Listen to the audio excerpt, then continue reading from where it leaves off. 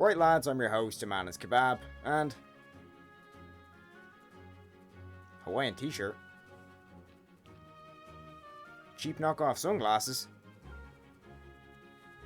obvious green screen background, but that can only mean one thing.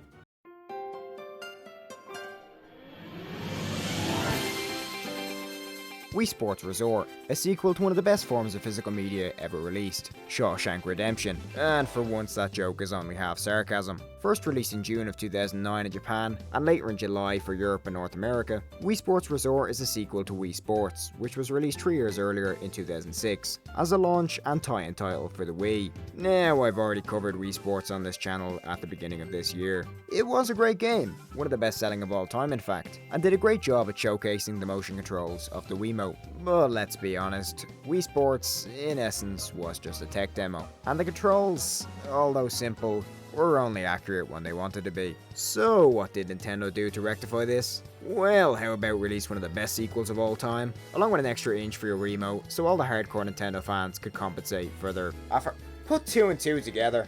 Now I'm pretty sure most of you guys know what this thing is, so I won't ramble on about it for too long. But this is the Wii Motion Plus accessory. Just slap it on the bottom of your Wiimote. Yes, I know the colours don't match. And add some much needed accuracy to your life with the help of a gyroscope. Now of course the Wii Motion Plus controller also exists, but that doesn't come with the added advantage of big. Now diving into the game, I quickly realised something here wasn't going to work. Me, with 2 eyes. So to combat this problem, I headed over to the Me channel and said, f it, and made a HDMI port. Now, we are ready to play, and we're better to start than sword fighting.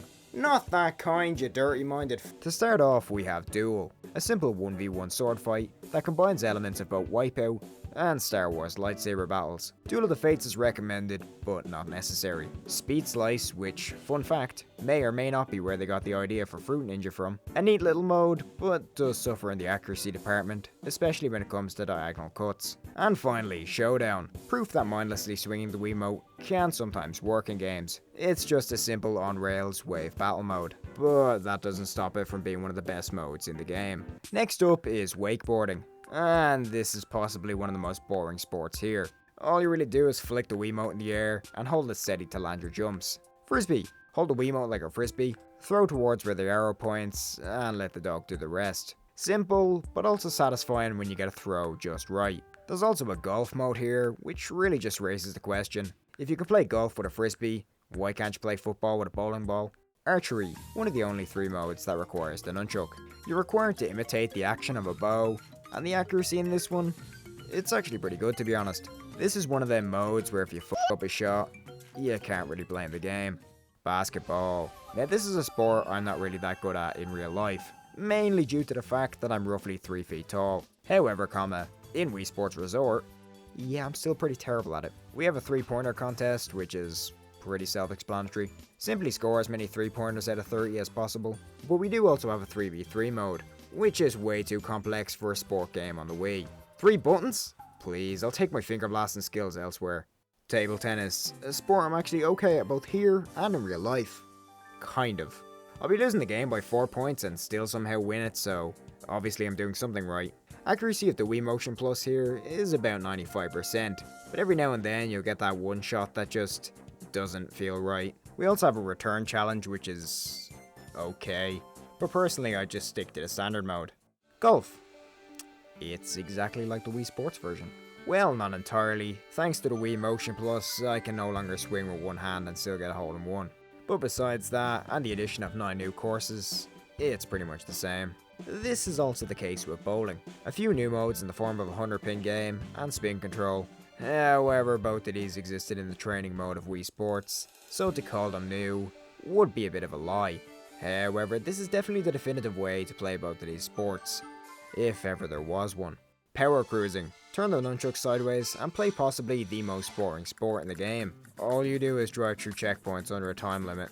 And the only reason it's not the most boring sport is the fact that canoeing exists. It's the same thing as power cruising, except now you just pretend you're rowing a canoe. Now cycling, This I expected to be pretty boring, however it's quite the opposite. Sure, swinging the Wiimote and nunchuck as if you're playing the bongos is a questionable control method, but it's oddly fun. Simply steer your bike across a track of varying terrain and try get from 30th to 1st. You do have to be mindful of your stamina however, and like in Mario Kart, you can drive behind a rival racer to use them for a speed boost, but for a motion controlled racing game, I've seen worse.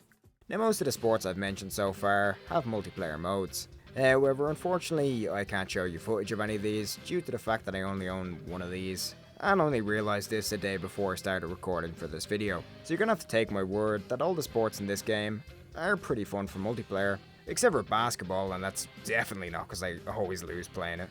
However, I've definitely saved the best for last here, and that is air sports. Now skydiving is, it's okay. A fun little game where you attempt to connect to other skydivers to get a photo which apparently gets you points. Yeah, I'm not exactly sure either, but the highlight here is definitely Island Flyover.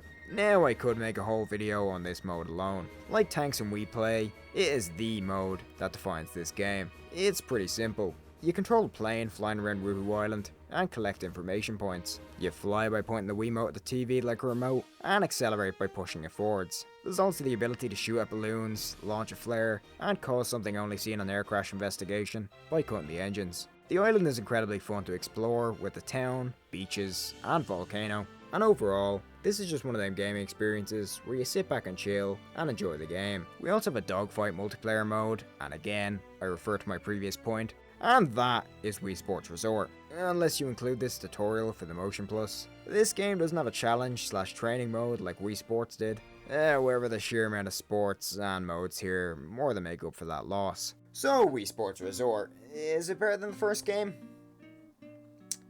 Yeah, pretty much. In fact, I would go as far as to say, it made buying the first game a tad pointless.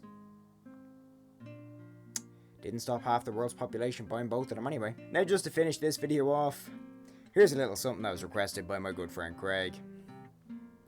God help us.